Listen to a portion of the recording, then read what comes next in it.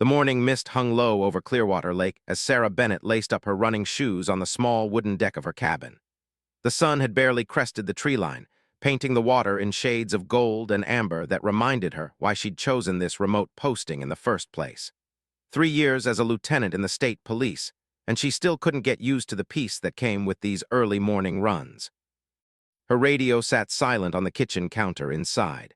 For the next hour, she wasn't Lieutenant Bennett of Zone 12. She was just another jogger taking advantage of the cool morning air before the summer heat made exercise unbearable. The gravel path crunched under her feet as she started her usual 5-mile loop around the lake's perimeter. Sarah had always been a runner. Even as a kid growing up in Detroit, she'd found solace in the rhythm of her feet hitting pavement, the steady breathing that cleared her mind of whatever chaos the day might bring. Her father, a veteran Detroit cop, had encouraged it. "Running teaches you discipline," he'd say, "and discipline keeps you alive on the job." The lake path wound through dense pine forest, with occasional clearings that offered stunning views of the water. At this hour, she rarely encountered other people.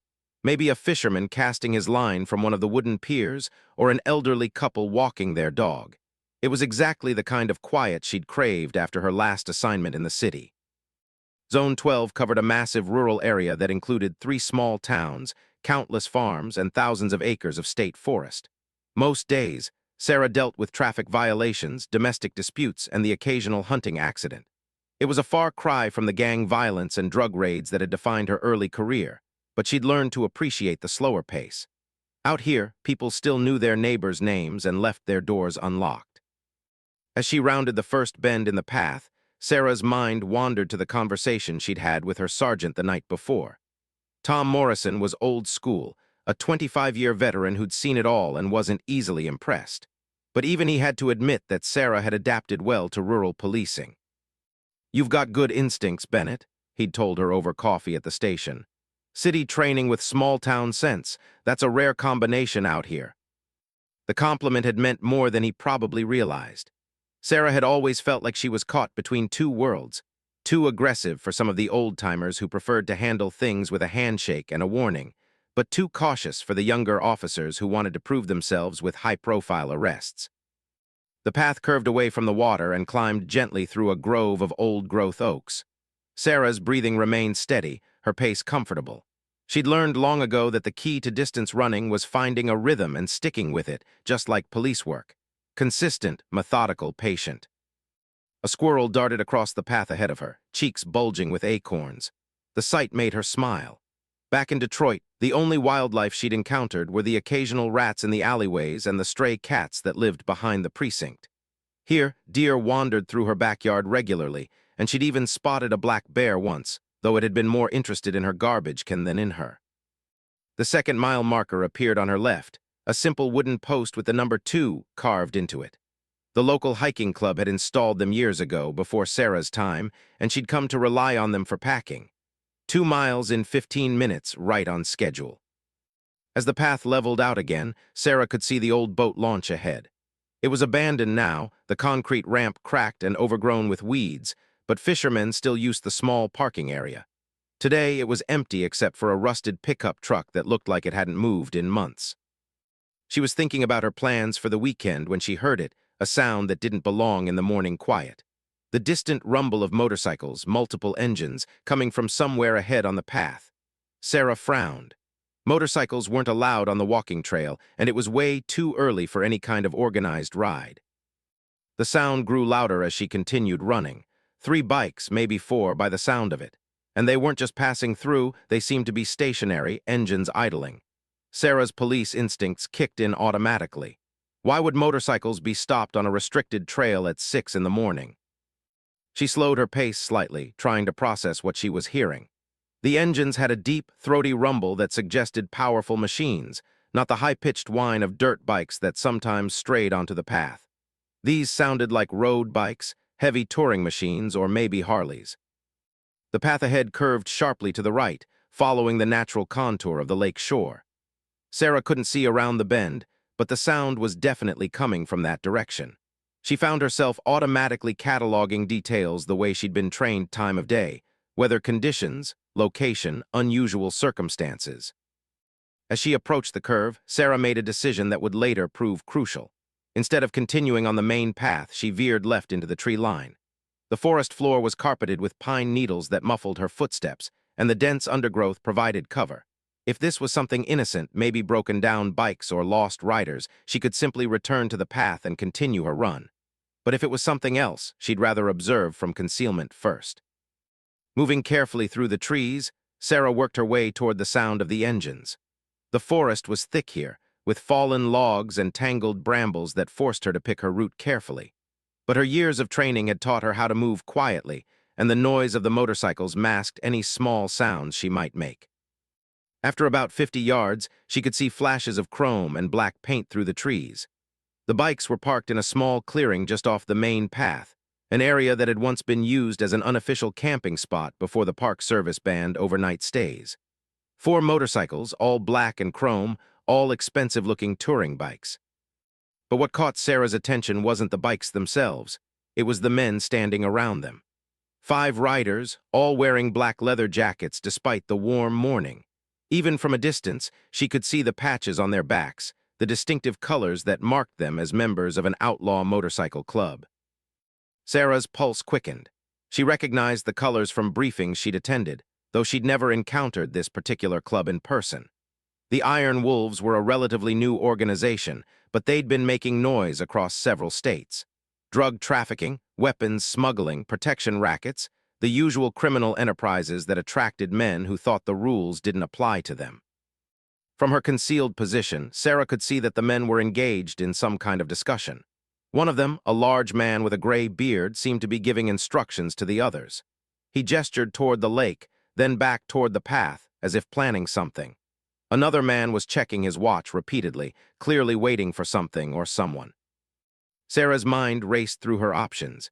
She was off duty, unarmed, and alone in the forest with no backup within miles. Her radio was back at the cabin, useless. Her cell phone was in her running shorts, but she was too far from any cell tower to get reliable service. The smart thing would be to retreat carefully, return to her cabin, and call for backup. Let the day shift handle whatever was going down. But as she watched, one of the men pulled something from a saddlebag on his bike, something that glinted metallic in the morning light. Sarah's blood ran cold as she realized it was a handgun. The man with the weapon began loading it with casual efficiency, the kind of practiced motion that spoke of familiarity with violence. The others gathered around him, their voices too low for Sarah to make out words, but their body language was unmistakably aggressive. Whatever they were planning, it wasn't a peaceful morning ride around the lake. Sarah found herself in the position every law enforcement officer dreads, knowing that something bad was about to happen, but being powerless to stop it immediately. She couldn't approach 5 armed men alone, but she couldn't walk away knowing that innocent people might be in danger. As she watched, the man with the gray beard checked his watch again and nodded to the others. 2 of the men climbed back onto their bikes and started the engines. The other 3 remained on foot, moving toward the lake shore with purposeful strides.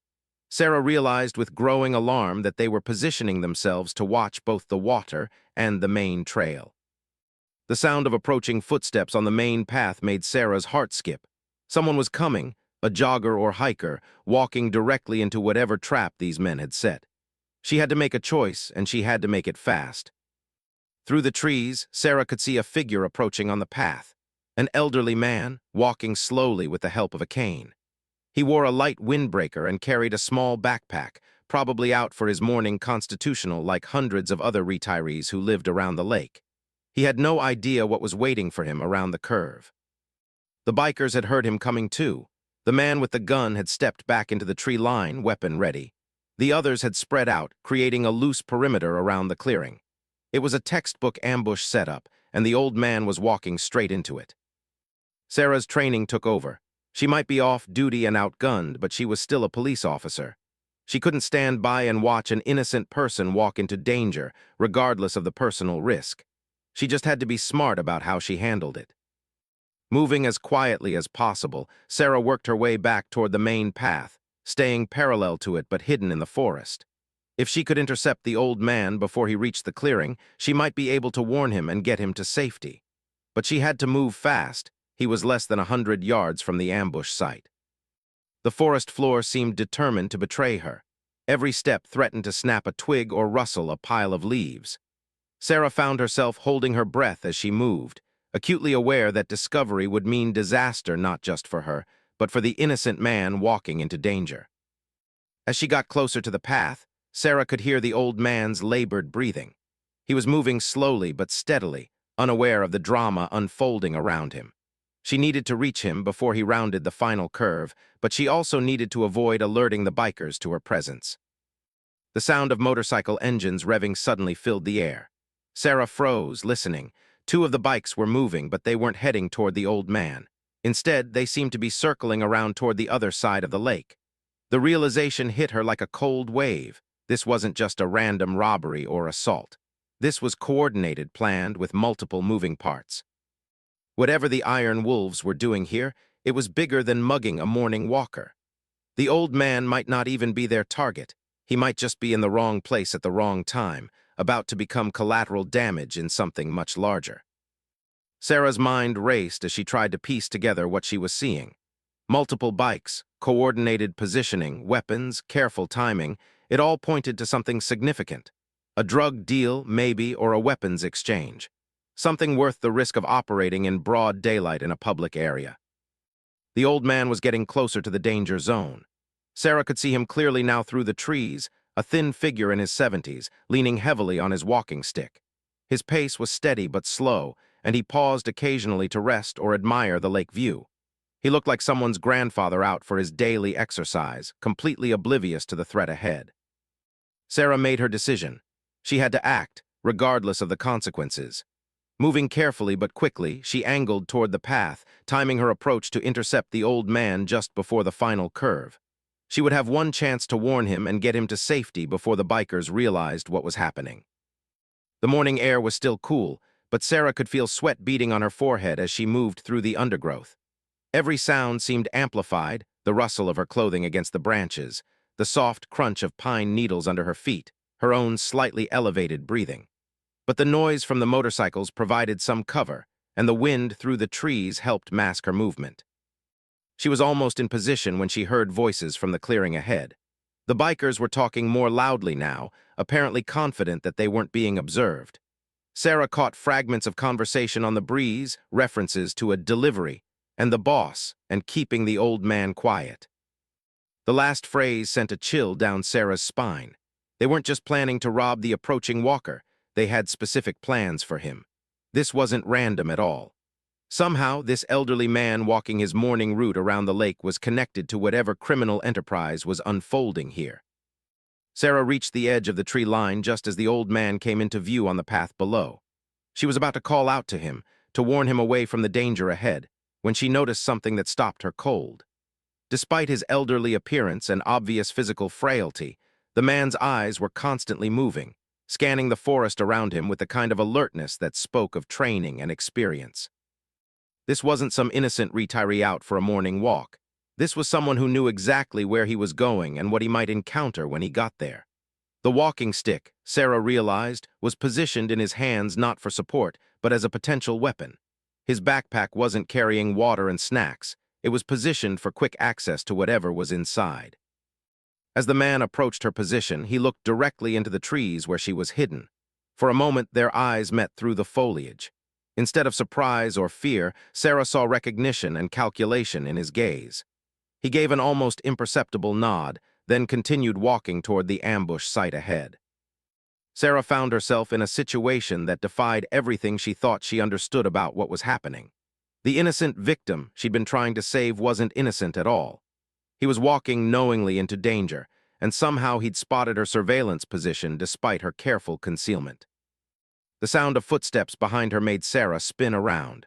One of the bikers had circled back through the forest and was now standing less than 20 feet away, studying her with cold, calculating eyes. He was younger than the others she'd seen, maybe late 20s, with the lean build of someone who stayed in shape for violence rather than sport. "Well, well," he said quietly, his voice carrying clearly in the morning air. "What do we have here? A morning jogger who likes to watch." Sarah's mind raced through her options, but none of them were good. She was trapped between the biker behind her and the ambush ahead, with an elderly man who apparently wasn't what he seemed, walking straight into the middle of whatever was about to happen. The young biker stepped closer, and Sarah could see the handle of a knife protruding from his belt.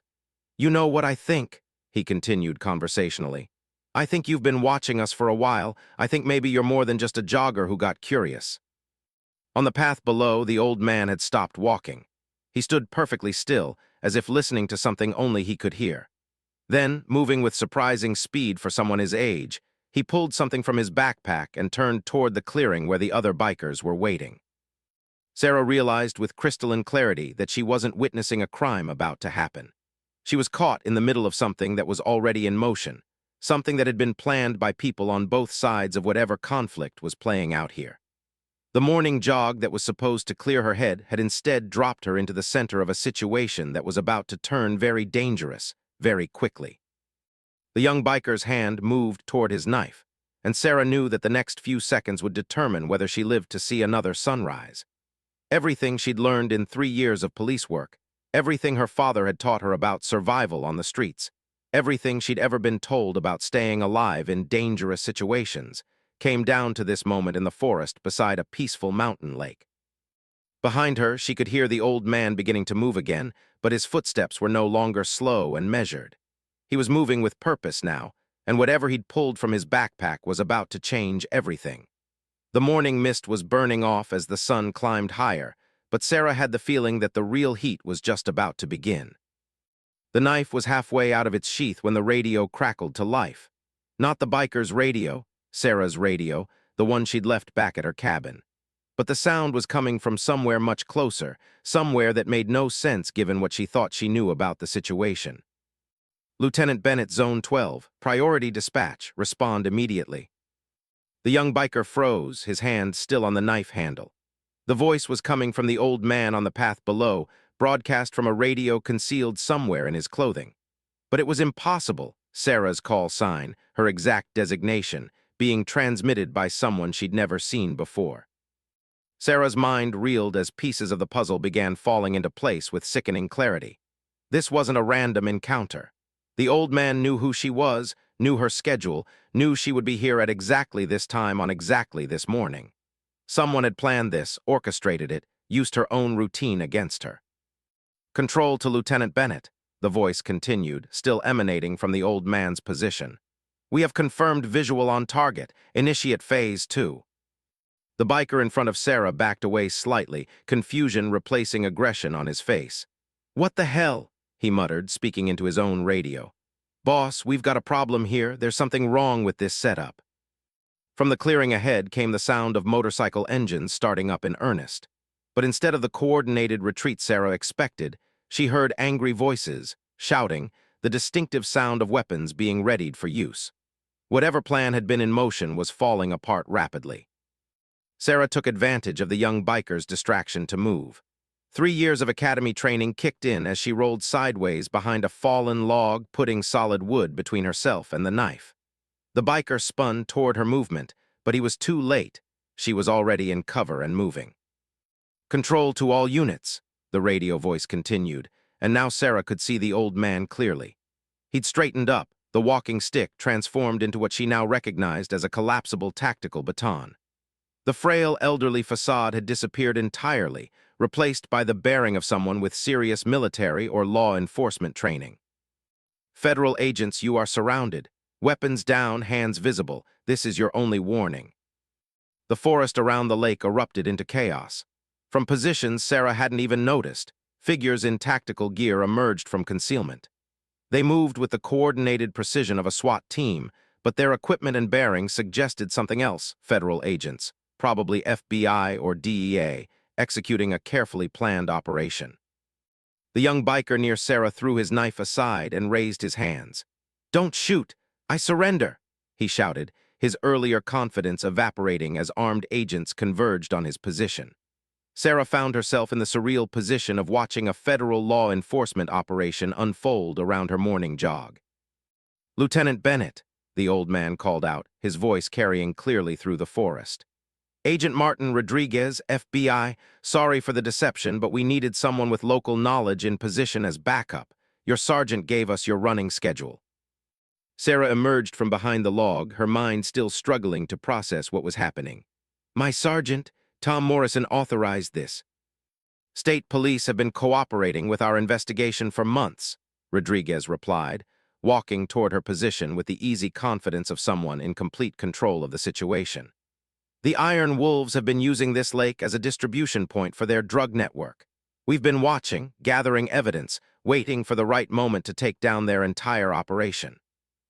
Around the clearing, the arrest operation was proceeding with military efficiency. The bikers were being secured, weapons collected, evidence bagged.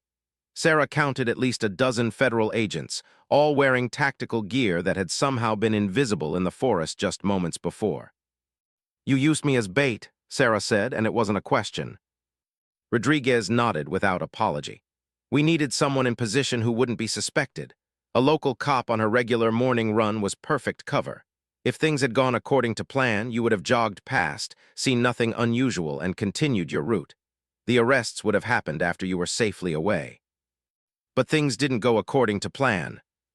"No, they didn't. One of their spotters was more alert than we anticipated. When he picked up your surveillance position, it forced us to accelerate the timeline."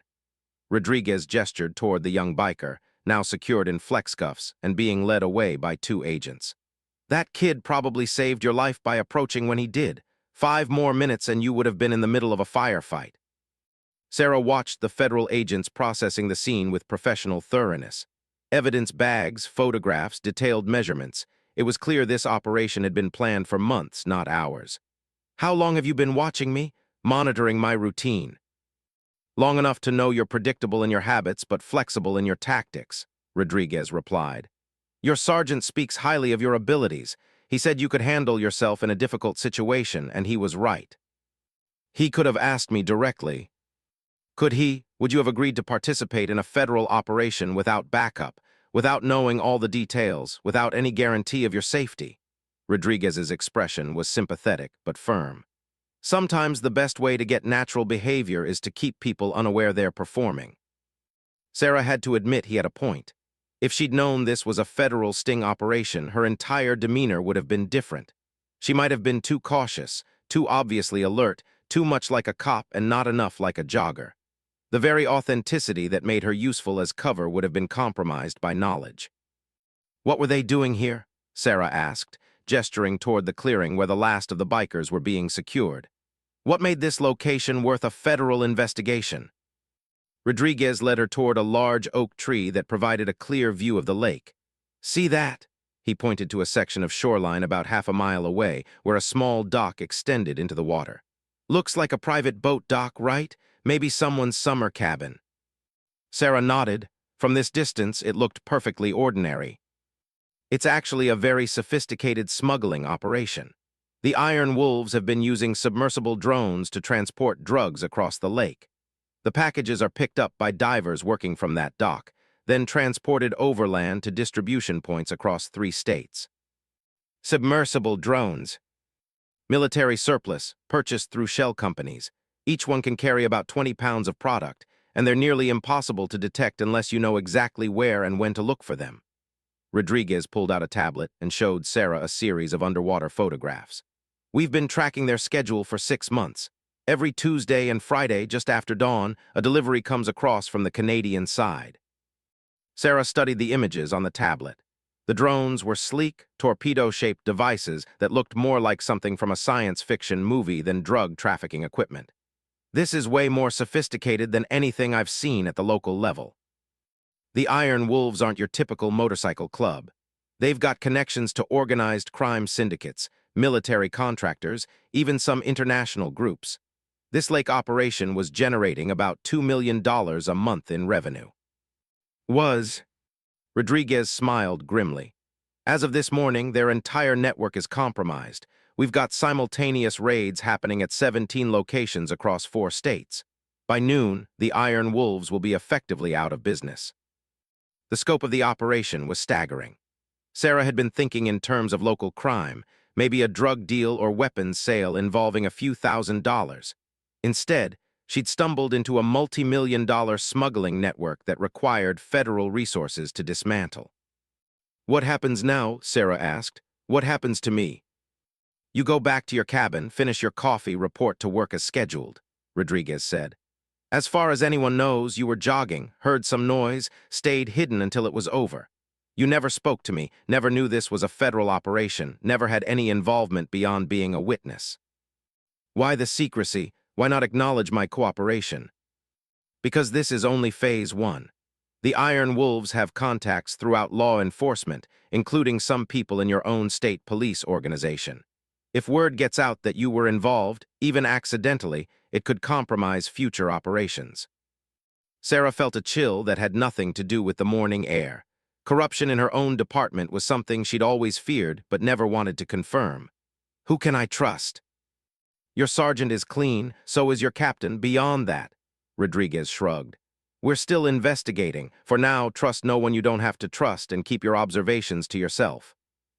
The last of the arrested bikers was being loaded into unmarked vans that had appeared as if by magic on the access road. The clearing was being restored to its original state with the same efficiency that had marked the entire operation. Within an hour, there would be no sign that anything unusual had happened here. Agent Rodriguez, Sarah said, can I ask you something? Of course. How did you know I'd be here? Not just my running schedule. Anyone could have figured that out if they watched long enough. But you knew I'd react the way I did when I spotted the bikers. You knew I'd try to warn the innocent civilian instead of just running away. Rodriguez was quiet for a long moment, studying her face with the same calculating expression she'd seen when he was playing the role of elderly Walker. We profiled you, Lieutenant. Your academy scores, your arrest record, the commendations in your file.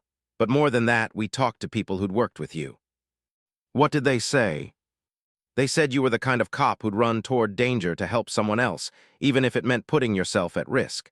They said you couldn't walk away from a situation where innocent people might get hurt. Rodriguez smiled slightly.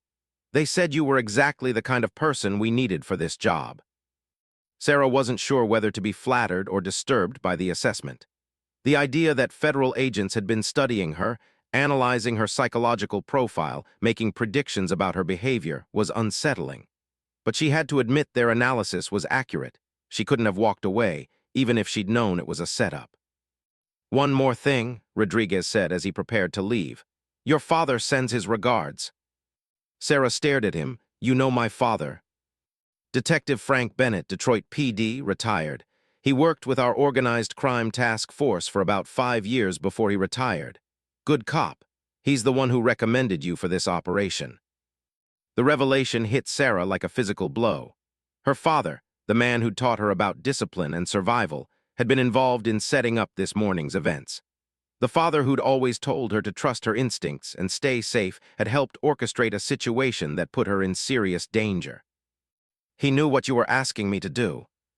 He knew we needed someone with your skills and position. He also knew you'd handle yourself professionally no matter what happened. Rodriguez's expression softened slightly. He's proud of you, Lieutenant. So are we. Before Sarah could respond, Rodriguez turned and walked away, moving with the same measured pace he'd used when playing the elderly hiker. Within moments, he disappeared into the forest, leaving Sarah alone beside the lake that looked exactly as peaceful and innocent as it had when she'd started her morning run. The sound of engines fatting into the distance marked the end of the federal operation. Sarah stood in the quiet forest, trying to reconcile what had just happened with her understanding of her own life. A routine morning jog had become an undercover operation. Her peaceful rural assignment had revealed connections to international crime. Her own father had been involved in putting her in danger without her knowledge or consent. Sarah began walking back toward her cabin, her planned 5-mile run forgotten. The path looked the same as it had an hour ago, but everything else had changed. She was no longer just Lieutenant Bennett of Zone 12, handling traffic violations and domestic disputes in a quiet rural area. She was someone who'd been selected, studied, and deployed by federal agents because of qualities she hadn't even known they were observing. The radio at her cabin would be silent when she arrived. There would be no official record of what had happened this morning, no incident report to file, no paperwork to complete. She would shower, have breakfast, and report to work as scheduled, carrying the secret of a multi-million-dollar operation that would never appear in any local police files. But as Sarah walked through the peaceful forest, she found herself looking at the trees differently, scanning for concealed positions. listening more carefully to distant sounds. The federal agents had disappeared, the criminals had been arrested, but the knowledge of how easily her routine had been penetrated and manipulated would stay with her. Her phone buzzed with a text message from her sergeant. "Heard there was some activity out your way this morning. Everything quiet." Sarah stared at the message for a long moment before typing her reply. "All quiet here. Just another peaceful morning by the lake." It was, she realized, both completely true and completely false. The morning had ended peacefully, but nothing about it had been routine. And as she continued toward her cabin, Sarah couldn't shake the feeling that this morning's events were just the beginning of something much larger and more complicated than she'd ever imagined. The mist was completely gone now, burned off by the rising sun. The lake sparkled in the morning light, beautiful and serene. But Sarah knew that beneath its peaceful surface, evidence of a sophisticated criminal operation was probably still hidden, waiting to be recovered by federal dive teams. The scenic landscape that had attracted her to this assignment was also perfect cover for the kind of crimes she'd thought she'd left behind in the city. As she approached her cabin, Sarah made a decision that would prove crucial in the weeks to come. Instead of simply filing away the morning's events and returning to her normal routine, she would start paying closer attention to everything around her. The federal agents had chosen her for this operation because they believed she had the instincts and abilities needed for complex investigations. Maybe it was time to start using those abilities more deliberately. Sarah climbed the steps to her cabin deck, her morning run completed in a way she'd never expected. But as she reached for the door handle, she noticed something that made her freeze. The radio she'd left on the kitchen counter was gone, and in its place was a small digital device she'd never seen before. Someone had been in her cabin while she was gone, and whoever it was, they'd left her a message. Sarah drew her backup weapon from the ankle holster she always wore, even on morning runs. The weight of the small pistol was reassuring in her hand as she approached the device on her kitchen counter. Training took over check corners, listen for movement, assume nothing. The cabin was exactly as she'd left it, except for the missing radio and the addition of the unfamiliar device. No signs of forced entry, no evidence of searching, nothing disturbed except for the deliberate replacement on the counter. Someone with serious skills had been here. The device looked like a sophisticated smartphone, but thicker and more rugged than any consumer model she'd seen. When she picked it up, it immediately activated, displaying a single message on the screen. "Secure communication device. Press green button for briefing." Sarah hesitated. An hour ago, she'd been a rural police lieutenant whose biggest concerns were speed traps and noise complaints. Now she was standing in her kitchen with a weapon drawn, looking at mysterious communication equipment left by unknown intruders. The transformation was happening too fast for comfort. But curiosity and professional duty won over caution. She pressed the green button. Agent Rodriguez's face appeared on the screen immediately, as if he'd been waiting for her call. But he wasn't in the forest anymore. The background showed what looked like a mobile command center, with banks of monitors and other agents working at computer terminals. "Lieutenant Bennett, I apologize for the intrusion, but we needed to establish secure communications immediately. You broke into my home. We borrowed access. Nothing was damaged, nothing was taken except your standard radio, which will return later." Rodriguez's expression was serious. "I'm afraid this morning's operation created some complications we didn't anticipate." Sarah kept her weapon ready but lowered it slightly. "What kind of complications?" "The Iron Wolves had a contingency plan we weren't aware of. When their lake operation was compromised, they activated what we're calling a dead man switch, a series of attacks designed to eliminate anyone who might have information about their network." "Attacks?" "3 attempts so far, all in the last 2 hours. A state trooper in Michigan, a customs officer in Vermont, and a park ranger in Montana.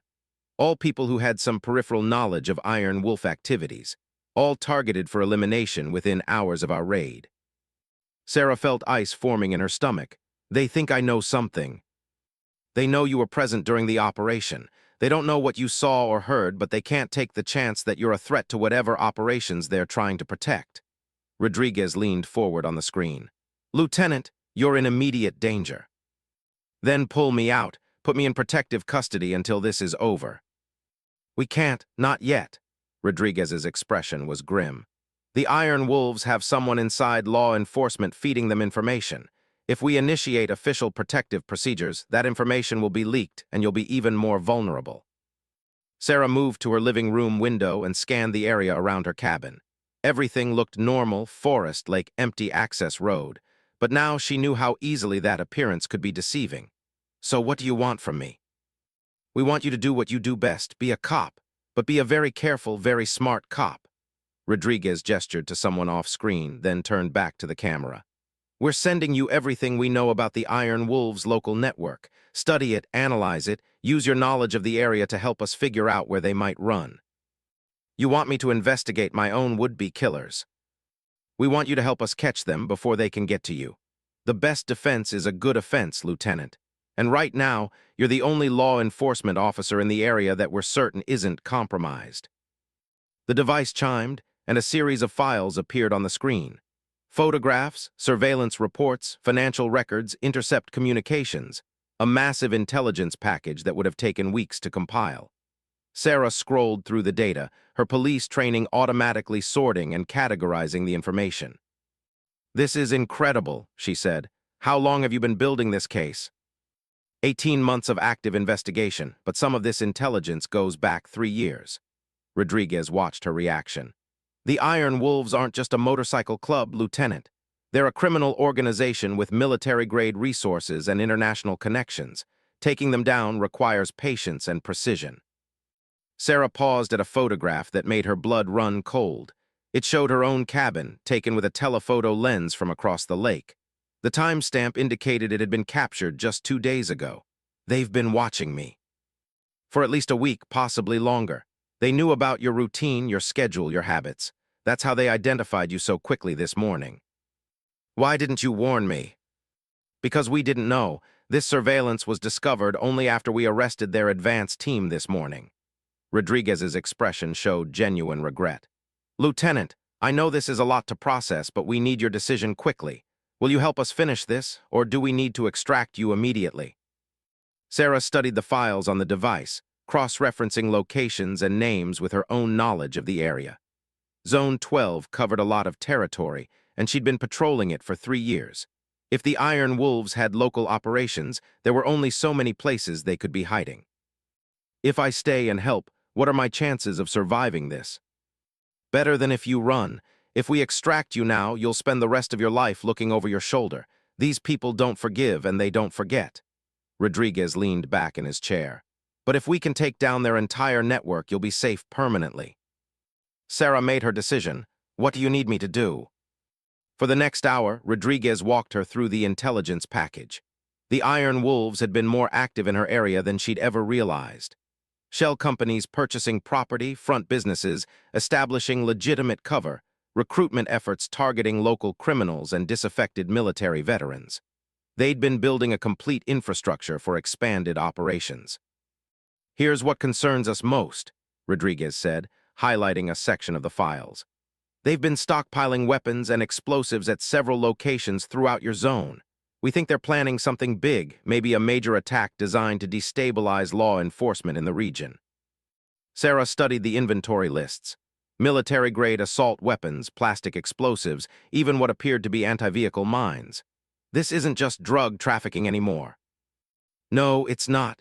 We think the Iron Wolves are transitioning from criminal enterprise to domestic terrorism. The drug money was just financing for a larger agenda. What kind of agenda? Rodriguez was quiet for a moment. We're not entirely sure, but the communications we've intercepted suggest they're planning attacks on government facilities, police stations, maybe even civilian targets. They've bought into some kind of anti-government ideology that justifies violence against anyone they see as representing the system. Sarah felt the weight of responsibility settling on her shoulders. This wasn't just about her own safety anymore. If the Iron Wolves were planning terrorist attacks in her jurisdiction, she had a duty to stop them. Show me the weapon cache locations. Rodriguez highlighted 3 sites on a digital map of Zone 12. All were in remote areas, accessible by back roads that Sarah knew well. One was in an abandoned mining camp in the state forest. Another was at a defunct resort on the far side of the lake. The third was at a farm that had been foreclosed and empty for 2 years. Any of these look familiar? Sarah studied the locations carefully. I've been to all three on routine patrols. The mining camp is supposed to be sealed off for safety reasons. The old resort burns down about once a year from vagrant campfires. And the farm? She paused, remembering something. The farm was bought at auction 6 months ago by a shell company. I ran the paperwork when they applied for access permits. What kind of access permits? Road repairs, utility connections, general maintenance. Standard stuff for someone planning to renovate a property. Sarah felt pieces clicking into place. But now that I think about it, the amount of activity seemed excessive for a simple renovation. Rodriguez made notes on his end. Can you get close to these locations without raising suspicion? The mining camp and the resort, yes. They're both in areas I patrol regularly. The farm might be trickier, it's on private property, and I'd need probable cause to search it legally. Forget legal for now. We're past the point where normal procedures apply. Rodriguez's expression was serious.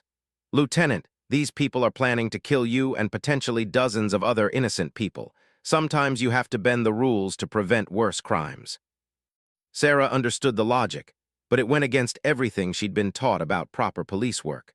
On the other hand, proper police work didn't usually involve international smuggling operations and domestic terrorism plots. I'll need backup if I'm going to investigate these sites. Negative, we can't risk exposing our federal agents, and we don't know who in local law enforcement can be trusted. Rodriguez shook his head. You'll be on your own, but we'll be monitoring through surveillance and communications. You want me to investigate armed terrorists by myself. We want you to gather intelligence. Observe, photograph, report. No direct confrontation unless absolutely necessary for your own safety. Sarah looked around her cabin, thinking about the peaceful life she'd built here. In a few hours, she was supposed to report for her regular shift, handling whatever minor problems came up in her rural jurisdiction. Instead, she was being asked to conduct solo surveillance on a heavily armed terrorist organization. There's something else, Rodriguez said, his tone indicating bad news. We intercepted communications suggesting the Iron Wolves know about your federal connections. What do you mean? They know your father worked with the FBI. They know you were selected for this morning's operation. They think you're more involved in our investigation than you actually are. Sarah felt the walls closing in, so they'll target me regardless of what I actually know. Exactly, which means your best chance of survival is to help us take them down completely. Rodriguez leaned forward again. Lieutenant, I won't lie to you. This is dangerous and there are no guarantees, but you're already in this situation whether you help us or not. At least this way you have some control over the outcome. Sarah spent several minutes reviewing the files on the device, memorizing faces and locations, studying patterns of activity. The Iron Wolves were more sophisticated than any criminal organization she'd encountered, but they were still human. They made mistakes, left evidence, followed predictable patterns. I'll do it, she said finally, but I want real-time communication and immediate backup if things go wrong. Done. The device you're holding has GPS tracking and emergency broadcast capability. If you're in trouble, press the red button and we'll have agents on your location within minutes. Minutes might not be fast enough. It's the best we can offer under the circumstances. Sarah nodded, accepting the limitations of the situation. When do I start? Now, your shift begins in 3 hours. Use that time to conduct preliminary surveillance on the mining camp. It's the closest to your normal patrol area, and you can approach it without appearing suspicious. Rodriguez's image disappeared from the screen, replaced by detailed maps and intelligence files. Sarah spent the next hour studying the material, memorizing layouts, and identifying potential escape routes. By the time she left for work, she felt as prepared as possible for what was essentially a suicide mission. But as she drove toward the mining camp, Sarah realized something that gave her a small measure of confidence. For the first time since joining the state police, she was working on a case that really mattered. Not traffic violations or petty disputes, but something that could save lives and protect her community. The morning that had started as a peaceful jog had transformed into the most important investigation of her career. And despite the danger, despite the uncertainty, despite the fact that she was essentially operating alone against a well-funded terrorist organization, Sarah felt more alive and focused than she had in years. She was going to finish this, one way or another. The radio in her patrol car crackled with routine traffic, a fender bender in town, a noise complaint at the marina, a request for a welfare check on an elderly resident. Normal police work in a normal rural community. But Sarah knew that beneath this veneer of normalcy, a much more dangerous game was being played. As she turned onto the Forest Service road that led to the mining camp, Sarah made a mental note of every vehicle she passed, every person she saw, every detail that might be relevant later. The federal agents had trained her to be observant, but now she was using those skills to stay alive. The mining camp was 5 miles into the forest, accessible only by a rough gravel road that discouraged casual visitors. As Sarah approached the gate, she could see that it had been recently repaired and reinforced. New locks, fresh paint, professional-grade security measures that seemed excessive for protecting an abandoned mine. Sarah parked her patrol car in a position that provided a clear view of the compound while allowing for a quick escape if necessary. Through her binoculars, she could see fresh tire tracks, evidence of recent construction activity, and what appeared to be newly installed communications equipment. The Iron Wolves were definitely using this location for something, and it wasn't just storage. Sarah's radio crackled. Zone 12, respond to domestic disturbance at 1247 Lake Shore Drive. It was probably just another routine call, but the timing bothered her. Lake Shore Drive was on the opposite side of the lake from the mining camp. Responding to the call would take her away from her surveillance and leave her isolated with potential backup 20 minutes away. Sarah made a decision that would prove crucial. Instead of responding immediately, she called for clarification. Control, can you provide details on the nature of the disturbance? Complainant reports loud arguing and possible violence. Anonymous caller. Anonymous caller requesting police response to an isolated location, pulling her away from her investigation of a terrorist weapons cache. Sarah's instincts told her this was too convenient to be coincidence. Control, I'm going to need backup on this one. Request additional unit for support. There was a pause before the dispatcher responded. Zone 12, no additional units available. Handle as routine domestic. Sarah felt ice forming in her stomach. In 3 years of working Zone 12, there had always been backup available when requested. Always. The fact that none was available now, when she was investigating a potential terrorist operation, suggested that someone was manipulating the system. Sarah picked up the secure device Rodriguez had given her and pressed a button that connected her directly to the Federal Command Center. I think they're trying to lure me into a trap, she said when Rodriguez's voice came through the speaker. Rodriguez's response was immediate and decisive. Do not respond to that call. Repeat, do not respond. We're tracking the source of the dispatch, and it's not coming from your normal control center. Sarah's blood chilled. Someone was impersonating police dispatch, using her own radio system against her. How is that possible? The Iron Wolves have sophisticated communications equipment and apparently someone with inside knowledge of your department's protocols. Rodriguez's voice was tense. Lieutenant, you need to get out of that area immediately. This whole situation is a setup. Sarah started her patrol car and began backing away from the mining camp, but she'd only gone a few yards when she spotted vehicles approaching on the access road. 3 black SUVs moving fast, kicking up clouds of dust. She was trapped between the terrorist weapons cache and what appeared to be a hunting party sent to eliminate her. Rodriguez, I've got company. Multiple vehicles approaching from the main road. Can you evade? Sarah looked around desperately. The mining camp was built in a narrow valley with steep sides. The access road was the only way in or out unless she wanted to try driving up a mountainside in a patrol car. Negative. I'm boxed in. Then we're coming to you. Hold position and defend yourself until we arrive. How long? 12 minutes. Sarah looked at the approaching vehicles, now close enough that she could see they were armored and carrying multiple occupants. 12 minutes might as well be 12 hours. She was going to have to handle this situation herself. Sarah abandoned her patrol car and ran toward the mining camp. If she was going to be trapped, she might as well be trapped in a fortified position with access to whatever weapons the Iron Wolves had stored here. It wasn't much of a plan, but it was better than sitting in the open waiting to be killed. The gate to the mining camp was secured with a high-tech electronic lock, but Sarah had been trained in tactical entry techniques. More importantly, she had a patrol car with a heavy-duty push bumper. She ran back to her vehicle, started it up, and drove straight through the gate. The mining camp was larger than it had appeared from outside. Multiple buildings, heavy equipment, and what looked like a sophisticated communications setup. But what caught Sarah's attention immediately was the weapons. Crates of assault rifles, boxes of ammunition, even what appeared to be military-grade explosives. Rodriguez hadn't been exaggerating. This was enough firepower to outfit a small army. Sarah grabbed an assault rifle and several magazines, then positioned herself behind a concrete barrier that provided cover from the access road. The black SUVs would have to come through the destroyed gate in single file, giving her a tactical advantage despite being outnumbered. Her radio crackled again.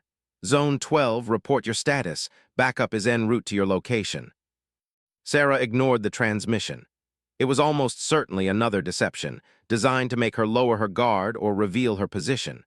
Instead, she focused on the approaching vehicles and tried to remember everything she'd learned about defensive tactics. The first SUV came through the gate fast, trying to use speed and surprise to overwhelm her position. Sarah waited until it was committed to the narrow entrance, then opened fire on the engine block. The vehicle shuddered to a halt, blocking the gate and forcing the other SUVs to stop. Men in tactical gear poured out of the vehicles, but they were caught in a fatal funnel with limited cover. Sarah had chosen her position well. She could engage them effectively while remaining protected from return fire. For a few moments, her superior position and the element of surprise gave her the advantage. But there were too many of them, and they were professionals. Within minutes, they had flanked her position and were working to surround her defensive location. Sarah found herself in a running firefight through the mining camp, using the buildings and equipment for cover while trying to reach a more defensible position. She made it to what appeared to be the main office building before taking a round in her left shoulder. The impact spun her around and sent her sprawling behind a desk, assault rifle skittering across the floor. Pain flared through her arm and chest, but she could still move. The wound was serious but not immediately life-threatening. Sarah drew her service pistol and tried to assess her situation. She was wounded, outnumbered, and running low on ammunition. The federal agents were still minutes away, and the Iron Wolves were closing in. It looked like her investigation into the terrorist weapons cache was going to end with her death. But as she prepared for a final stand, Sarah noticed something that changed everything. The office building contained a sophisticated computer setup, still running and displaying what appeared to be operational plans, not just for local activities, but for a coordinated attack on multiple law enforcement facilities across the region.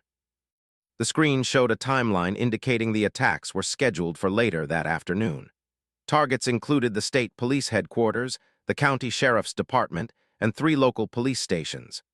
Hundreds of law enforcement officers would be at risk, along with civilian employees and anyone who happened to be in the area. Sarah realized she wasn't just fighting for her own survival anymore.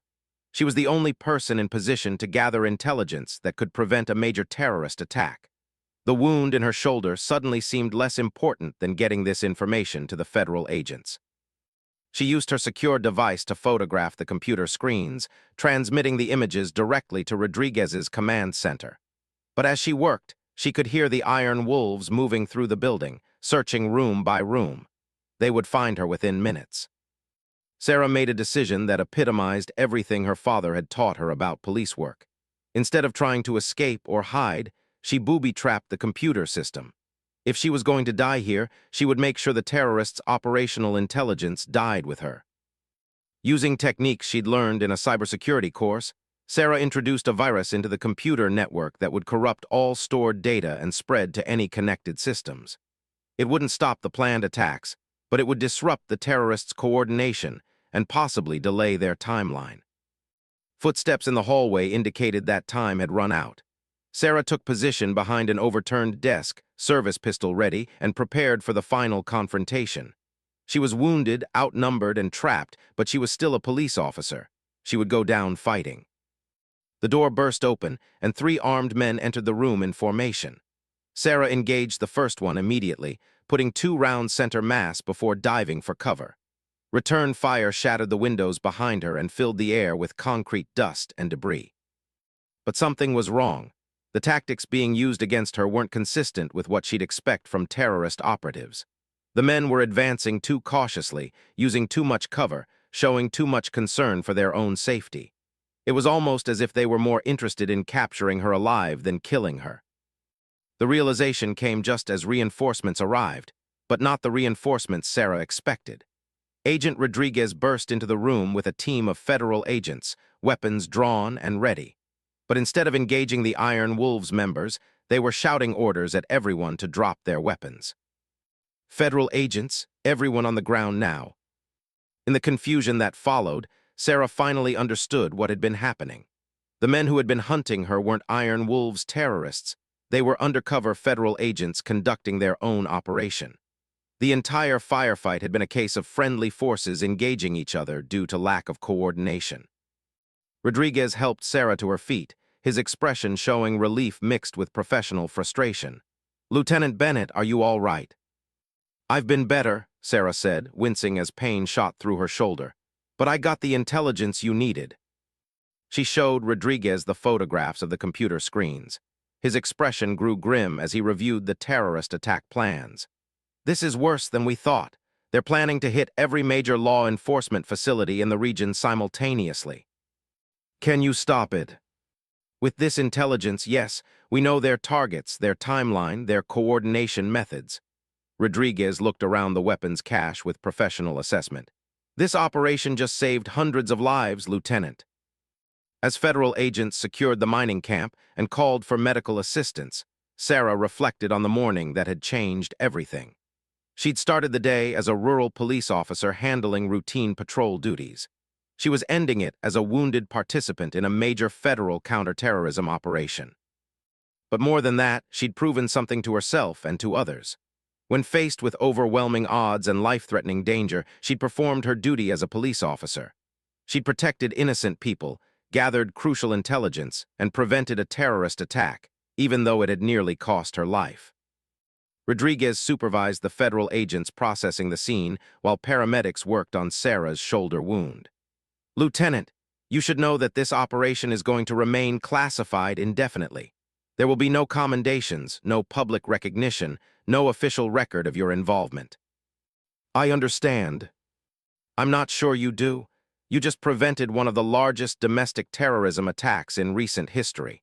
Hundreds of people will go home safely to their families tonight because of what you did here, but you'll never be able to tell anyone about it." Sarah watched the federal agents cataloging weapons and evidence, building cases that would put dangerous criminals in prison for the rest of their lives. "That's okay. I didn't become a police officer for recognition." "Why did you become a police officer?" Sarah thought about her father's advice, her training at the academy, the oath she'd sworn to protect and serve. To make a difference, to help people who can't help themselves, to stand between innocent people and those who would hurt them.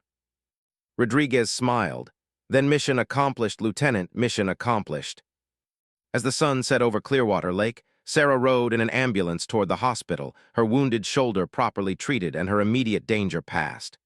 The Iron Wolves terrorist network had been dismantled, their weapons seized, their attack plans disrupted.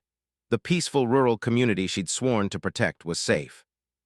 But Sarah knew that this morning's events had changed her permanently. She'd seen behind the veneer of peaceful rural life to the complex and dangerous threats that lurked beneath the surface. She'd learned that even in a quiet area like Zone 12, a police officer might be called upon to risk everything to protect innocent people. More importantly, she'd learned that she was capable of rising to that challenge. When faced with overwhelming odds and mortal danger, she'd performed her duty with courage and effectiveness. Whatever challenges lay ahead in her career, Sarah knew she could handle them.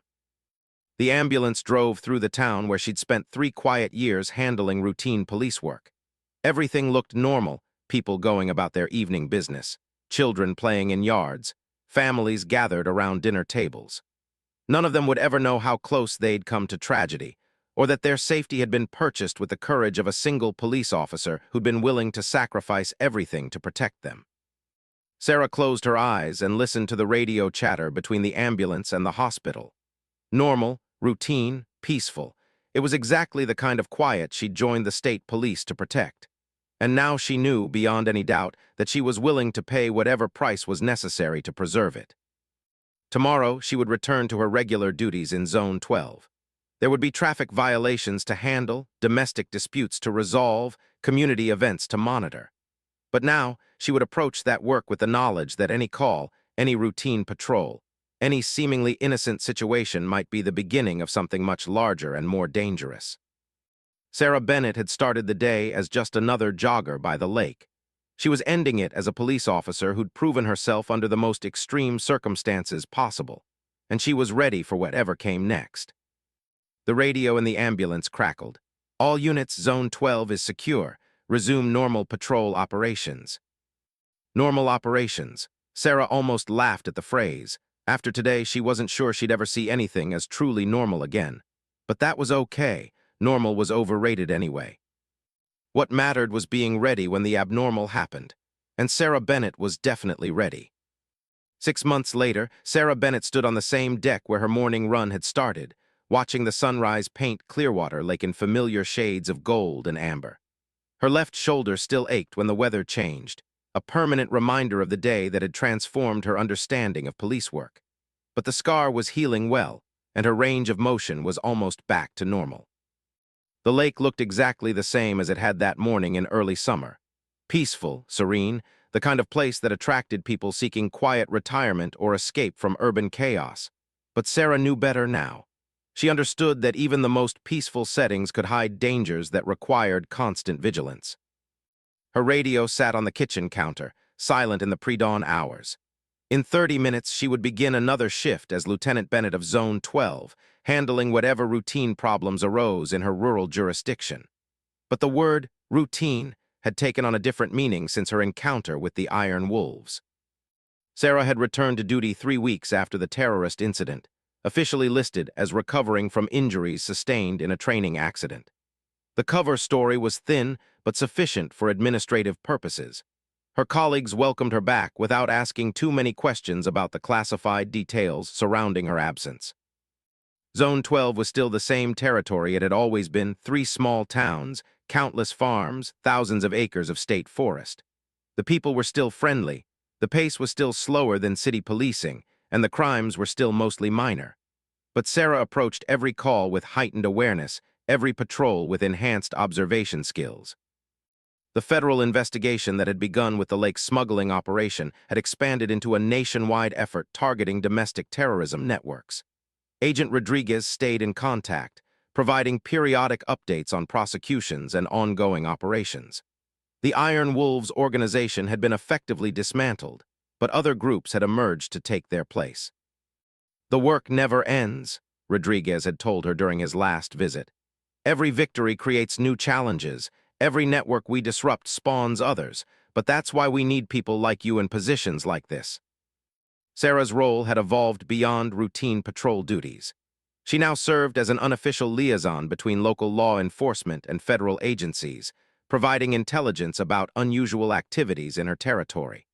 It was work that required discretion, patience, and the kind of community knowledge that could only come from years of service in the same area. The mining camp where she'd nearly died had been sealed and converted into a federal evidence storage facility. The abandoned resort was now monitored by hidden surveillance equipment that tracked anyone who showed interest in the property. The farm that had housed weapons caches was purchased by a shell company that was actually a front for federal agents maintaining long-term observation of the area. Sarah's morning runs had resumed, but with modifications. She now carried a concealed sidearm and a sophisticated communication device that looked like a standard fitness tracker. Her route varied randomly, and she'd learned to spot surveillance techniques that might indicate hostile observation. The physical routine was the same: 5 miles around the lake, steady pace, controlled breathing. But the mental approach was entirely different. Sarah now used her running time to practice situational awareness, to observe and catalog details about her environment, to maintain the kind of heightened alertness that had kept her alive during the terrorist incident. As she laced up her running shoes, Sarah reflected on how much had changed in 6 months. She was still the same person who joined the state police to make a difference in people's lives. But now she understood that making a difference sometimes required sacrifice, courage, and the willingness to face dangers that most people would never even know existed. The path around the lake was familiar now in a way it had never been before. Every tree, every bend, every possible concealment position was cataloged in her memory. Sarah knew which locations offered good defensive positions, which routes provided multiple escape options, which areas would be most vulnerable to ambush. But she also knew the lake's peaceful beauty, the way morning mist rose from the water, the spots where deer came to drink, the seasonal changes in wildlife activity. The tactical awareness hadn't destroyed her appreciation for the natural setting. It had simply added another layer of understanding. Sarah passed the location where Agent Rodriguez had played his role as an elderly walker. The federal agents had done their job well. There was no sign that anything unusual had ever happened here. But Sarah remembered every detail of that morning, the confusion and fear and ultimate resolution that had defined her transformation from routine patrol officer to something more complex and demanding. Her secure communication device chimed softly. A text message from Rodriguez, morning briefing at 800, new intelligence requires local assessment. Sarah glanced at her watch. She had 3 hours before the briefing, enough time to complete her run and prepare for whatever new challenge was emerging. In 6 months, she'd learned that there was always something new, always another threat requiring attention. The second mile marker appeared on her left, the same wooden post she'd used for packing on that eventful morning. But now Sarah used it as a checkpoint for mental review, a reminder to assess her surroundings and confirm that her route remained secure. Everything appeared normal. Early morning fishermen at their usual spots, joggers following predictable schedules, dog walkers maintaining routine patterns. But Sarah had learned to look beyond the surface, to notice details that might indicate deception or threat. As she approached the 3rd mile marker, Sarah spotted something that made her slow her pace. A new vehicle in the parking area near the old boat launch. A dark sedan with government plates parked in a position that provided observation of the entire lake area. Someone was conducting surveillance, and they weren't trying very hard to conceal it. Sarah activated her communication device and sent a coded message to Rodriguez's command center. Within minutes, she received a response confirming that the surveillance was authorized federal activity, part of an ongoing operation she wasn't cleared to know about. The incident reminded Sarah of how much her world had expanded beyond the boundaries of Zone 12. Federal operations, classified intelligence, threats that spanned multiple states. She was now part of a much larger law enforcement community that dealt with dangers most local officers never encountered. But she was also still Lieutenant Bennett of the state police, responsible for protecting the people who lived in her territory. The federal work was important, but it couldn't replace her basic duties as a rural police officer. She had to find a balance between national security concerns and community policing responsibilities. Sarah completed her 5-mile loop and returned to her cabin with a sense of accomplishment that went beyond physical exercise. The morning run had become a form of meditation, a way of centering herself before facing whatever challenges the day might bring. As she showered and prepared for work, Sarah thought about the conversation she'd had with her father the previous week. Detective Frank Bennett had finally been briefed on his daughter's involvement in the Iron Wolves operation, and his reaction had been typically understated. "I knew you could handle yourself," he'd said over the phone. "But I'm proud of how you handled that situation. You did exactly what a good cop should do. You protected innocent people, even when it meant putting yourself at risk." "Were you worried about recommending me for the operation?" "Of course I was worried, but I also knew you were the right person for the job. Sometimes being a good parent means trusting your kids to do dangerous things because those things need to be done." The conversation had helped Sarah understand her father's perspective on the events that had nearly cost her life. He hadn't been callous or uncaring about the risks. He'd been making a professional judgment about what needed to be done and who was best equipped to do it. Sarah arrived at the state police station 15 minutes early, as was her habit. The building looked the same as it had for 3 years, small, functional, staffed by people who took their responsibilities seriously despite limited resources. But now Sarah saw it as part of a larger network of law enforcement agencies working together to address complex threats. Sergeant Morrison was waiting in the briefing room with coffee and a stack of reports. "Morning, Sarah. Quiet night, but we've got a few things to follow up on. Sarah reviewed the overnight reports while drinking her coffee.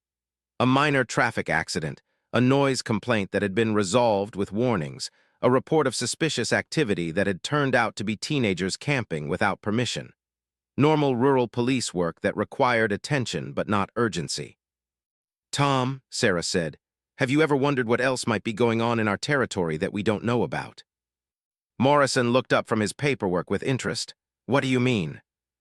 I mean, we handle the obvious stuff, the calls that come in, the violations we observe, the problems people report. But what about the things that happen in the shadows, the activities that are deliberately concealed? You thinking about something specific? Sarah chose her words carefully.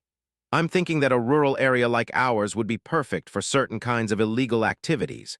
Remote locations, limited law enforcement presence, local population that minds its own business. If I were planning something I didn't want discovered, this is exactly the kind of place I'd choose. Morrison nodded thoughtfully. You're not wrong. We've always assumed that our biggest problems were drunk driving and domestic disputes. But there's a lot of territory out there, and we can't be everywhere at once. Maybe we need to start paying attention to patterns. Activities that seem innocent individually, but might be significant when viewed together. Intelligence-led policing, it's a concept that's been gaining traction in urban departments. Morrison leaned back in his chair. Think it would work out here? I think we owe it to our community to try. Sarah's secure communication device vibrated discreetly.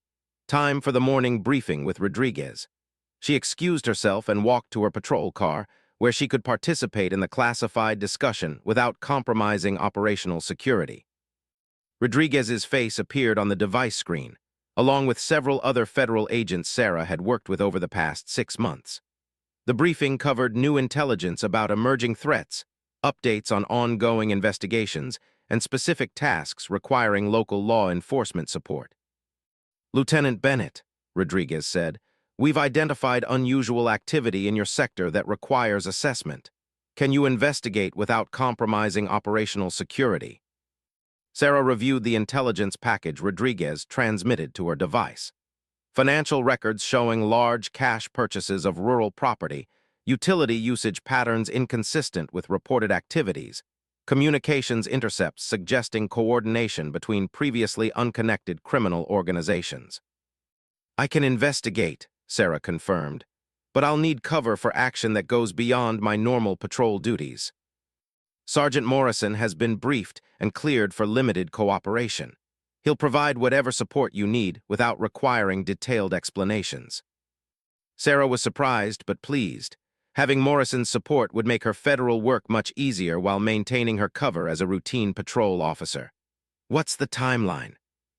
Immediate. The activity appears to be building towards something significant, but we don't know what or when. The briefing concluded with Sarah receiving specific intelligence requirements and reporting procedures. As she prepared to begin her shift, she realized that the peaceful morning run around the lake had been followed by another assignment that could prove just as dangerous as her encounter with the Iron Wolves. But Sarah was ready for it. 6 months of experience had taught her that effective police work required constant adaptation, continuous learning, and the willingness to face unknown dangers for the protection of innocent people. Sarah started her patrol car and began driving through Zone 12, officially conducting routine law enforcement duties while actually gathering intelligence about threats that could affect national security. It was exactly the kind of complex, demanding work she'd never expected when she'd taken this rural assignment.